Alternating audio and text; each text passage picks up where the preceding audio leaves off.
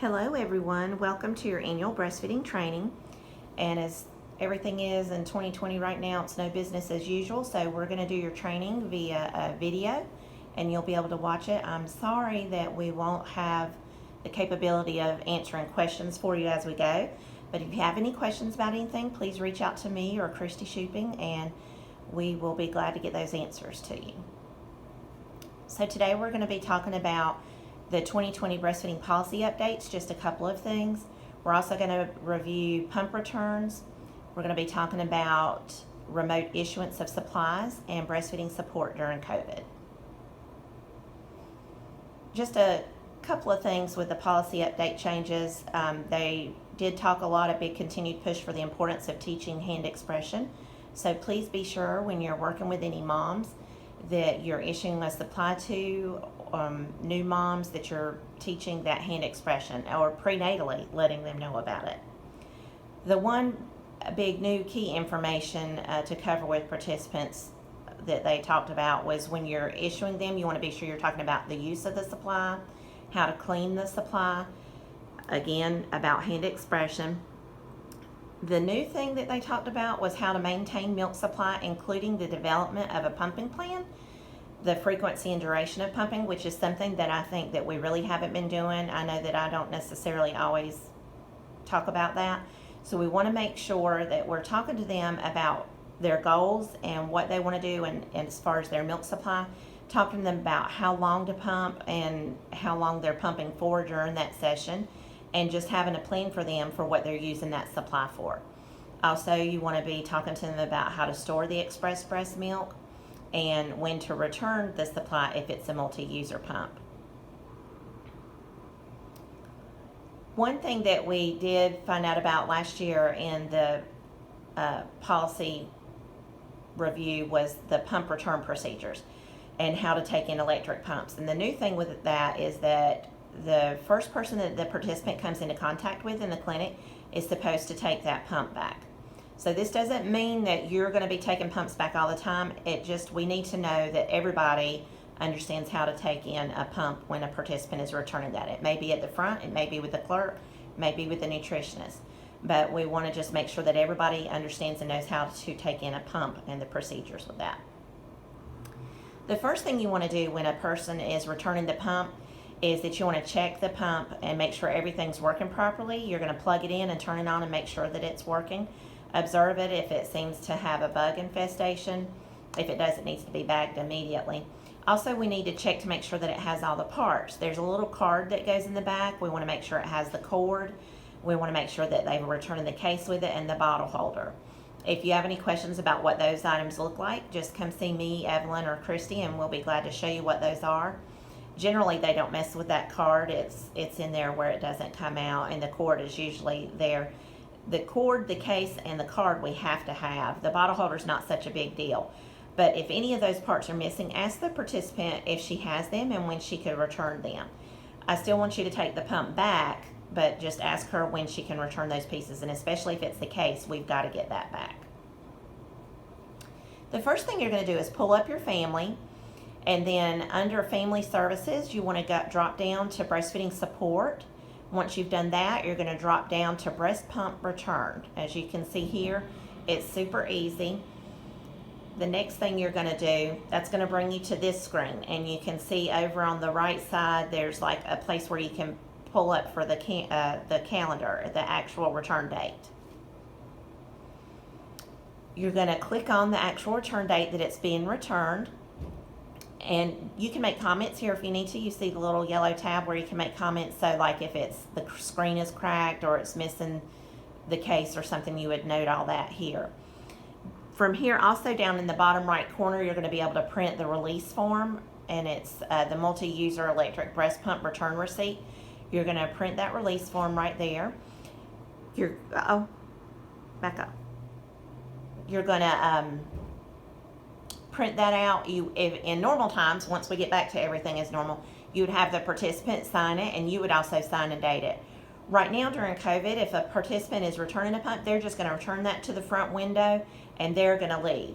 You will continue with the rest of these procedures, but the patient doesn't have to stay and sign it. So during COVID, you're just going to write COVID where the participant would normally sign. Document on the pump return receipt form if anything is missing or broken, there's a place to circle. I'm going to show you what it looks like, but there's a place to circle if it has a bug infestation or anything like that. This is the release form, the pump return receipt, and it's going to have the participant's information printed out if you print it from her screen, and you would just circle, that it's working or not working, and just write in all of that. At the bottom, you're going to sign your name and also write in the pump number. So during COVID, remember, just write COVID in the place of the participant's signature. So it's after you have printed the return receipt, you're going to hit the capture signature button, and right here you would just write that. But if when we're doing things business as usual, the participant will be there with you, and you'll just have her sign right here that she's returning it, and you would hit save. Once you've done that, scan the receipt form as you want to name it pump return receipt, and then you're going to scan that in the participant's record. That's pretty much it. Once you've done all that, then you're going to give the pump to the peer counselor or the lactation consultant, to me or Evelyn, and we will take care of it for cleaning. Please attach that copy of the pump return receipt with it, and you've already scanned that in the participant's record. You can give her a copy if participant's here, so she'll have a copy that she's signed and returned it. During COVID, you don't have to do that, but when you give the pump to us, be sure that return receipt is on it. Pumps that have a bug infestation should be bagged immediately in a plastic bag. Pumps need to be cleaned within 1 business day, and you can also see Chapter 9, Section 5 for more information about cleaning pumps. Just a reminder of a couple of things with remote issuance. I know this is for Evelyn, myself, and nutritionist. If you're issuing a supply to a participant right now, we have things a little bit different. So remember, when you're talking to the participant about the supply, read over the ROL with her each point, and be sure that you pay special attention to that third statement, the one that talks about personal damage and physical injury. This is a great time that you can talk to mom about the importance of proper fit of the shield. Normally, when you read that statement, that WIC's not responsible for any physical injury or anything, then moms are looking at you like, oh my gosh, what's going to happen? So I just kind of joke about it. I always say, be sure that that you use the pump like you've been shown. Don't pump your eyeball or something like that. But this is when I also tell them it's really important to make sure that breast shield is fitting properly so you have good milk removal. Also ask them if they have access to watch a video link for the pump instructions, and then you're going to give them a copy of that. Set up a time for them to pick up the supply, either that you're going to take it out to their car or if they're going to pick it up at the window. We've been taking them out to the car, so mom just says she'll be here at 4 o'clock. I meet her on the curb, and we just give her the supply. Really important, we've kind of figured this out by trial and error, but do not issue the supply in Crossroads until after the participant has picked up that supply. We've had a lot of moms that say, yeah, they're coming to get a manual pump, and then it sits up there for 2 or 3 weeks and they never come and get it. And if you've already issued it out of Crossroads, that's going to mess up our inventory. You also want to be sure that you're giving handouts on the storage of the express breast milk and handouts on hand expression, as well as a copy of the ROL for them, that release of liability form that you read over them. And I always write underneath it that read over the phone to a participant. I write that on it, on her copy. And then you also want to give her the paper with the link for the pump instructions. Once the supply has been picked up, then you would go into Crossroads and issue it and document that you read over the ROL with the patient over the phone. Then you're going to scan it in her record, and where signatures are required by the participant, again, you're just going to write COVID-19. So something that's really important right now to think about is support of breastfeeding during COVID, because things are so different right now. Remembering that every child has the right to good nutrition, and breast milk is the first food. The World Health Organization, and as well as other organizations, recommend continued breastfeeding during COVID. To give you some information that you can share with our participants, during pregnancy, pregnant moms may be at increased risk for severe illness with COVID. So just reminding them of some precautions that they should take. They may be afraid to go out and about, but let them know it's important that they do not skip their prenatal visits, reminding them to limit interactions with others as much as possible, and if they are not able to do that, to be sure they're taking precautions when they are interacting with others, and just telling them to talk to their health care provider about ways to stay healthy and take care of herself. Moms should work together with their families and their health care providers to make the best decision for them and their family about breastfeeding. You want them to be able to make an informed decision, so giving them this information, and that way they can talk with their families and they can make the decision as if they want to continue with breastfeeding. If mom's got COVID, she may be afraid to, but you want her to have all the right information so she can make a good decision. A little bit about transmission. Available data is suggesting that it's not very likely that it's spread through breast milk. That's not conclusive, but all the evidence so far is that it does not spread through breast milk. Transmission in a neonate is thought to occur primarily through respiratory droplets when they are exposed to their mothers or infected caregivers. Current evidence suggests that the baby getting the virus that causes COVID from mom is really relatively low. And most newborns so far that have tested positive for COVID have had mild or no symptoms.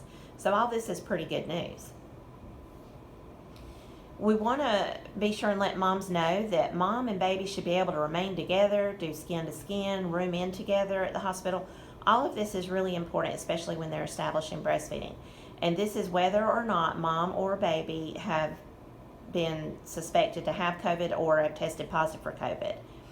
If it turns out that mom's too ill, or if there's complications preventing her from caring for her infant or being able to, latch and directly breastfeed, then mom should be encouraged and supported in expressing her breast milk and safely providing that for the baby.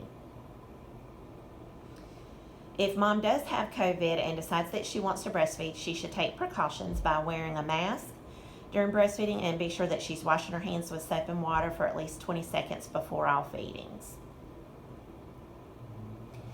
We know that support has taken a toll right now, as so many things have, but breastfeeding support, both inpatient and outpatient, has changed due to the pandemic, and families are at a high risk of weaning early, which is something that we don't want to see happening. So I think WIC is a great agency to be able to provide this support to moms and help them with that where they may not be getting support in other places.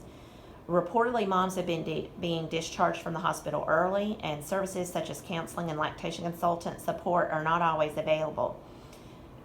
Breastfeeding support is one of those things that we usually do face-to-face, and that may not be available during this time either. Some things with breastfeeding are hard to describe and support over the phone, so it's challenging for moms. And we're finding that parents are turning to online resources and social media for information and support. And when I tell you I see these social media threads where a mom asks a question about breastfeeding, the answers are killing me sometimes. So I hope that our moms come into WIC and we can give them the correct information to help support them during these times. Something to also think about is that postpartum depression and anxiety have definitely increased during the pandemic. And we know our pregnant moms and postpartum moms are already at a heightened risk of anxiety, as well as the population that we serve is at the highest risk for illness and death and falling through the cracks of support. Anxiety can interfere with mom's ability to perform daily tasks. This is just a list of some of the things that anxiety and stress can cause, like restlessness or mom being on edge, being tired, easily fatigued, irritable, tension, trouble concentrating, sleep disturbance, worsening of chronic health problems, changes in her sleeping or eating patterns, worsening of mental health conditions, and increased use of tobacco and alcohol and other substances. So these things may be going on with some of the moms that we support.